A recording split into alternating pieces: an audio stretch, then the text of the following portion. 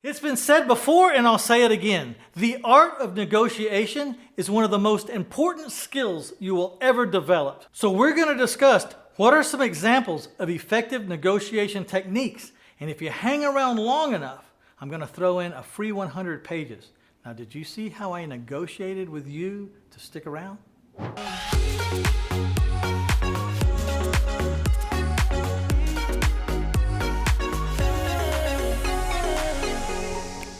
Hi, my name is Mitch Stephen, and I've bought a house about every 4 to 5 days in or about San Antonio, Texas for over 2 decades. And I've learned a little bit about negotiating. I've been negotiated by the best, and I have negotiated with the best, and I have done some of my best negotiating out in the fields. But it took years to learn. I'm going to try to help you shortcut that right now.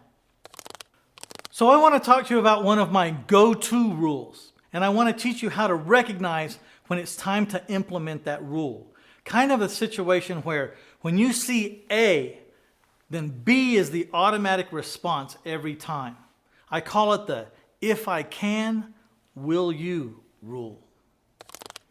When we are negotiating, we are vying for a position. Most of the time, or a lot of the time, we are vying for a position on price. Almost inevitably, in every negotiation, we'll get to this point where we've settled on the price and the terms, and it's done, or so we think.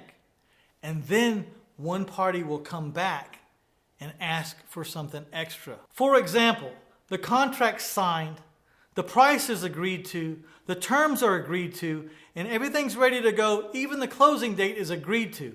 And then the seller comes and asks for an extension on the closing date because they have to hang out a little longer in the house than they thought they needed to. As per the contract, you were supposed to close on the 10th of the month, but now the seller wants to stay in the house till the 25th of the month and he doesn't want to close till the 25th.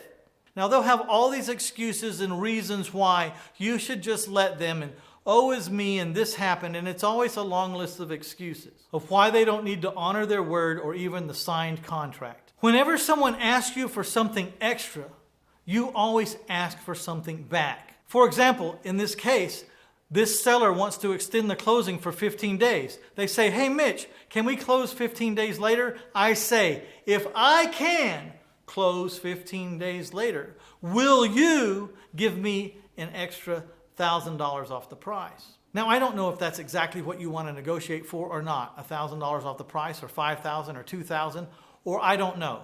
But if you go around accommodating everybody when they want something extra, then the extras will never stop. You always combat extra with resistance. The resistance is, I won't do it for free. That's not what we agreed to. If I'm going to do something we didn't agree to, you have to do something for me or give me something.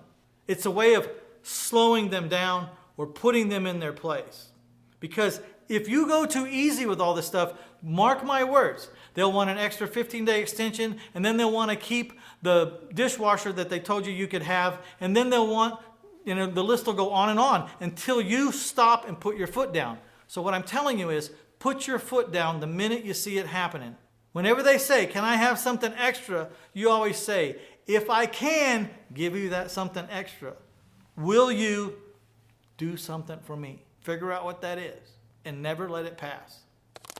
Why is that rule so important? Because I'm telling you, no good deed goes unpunished.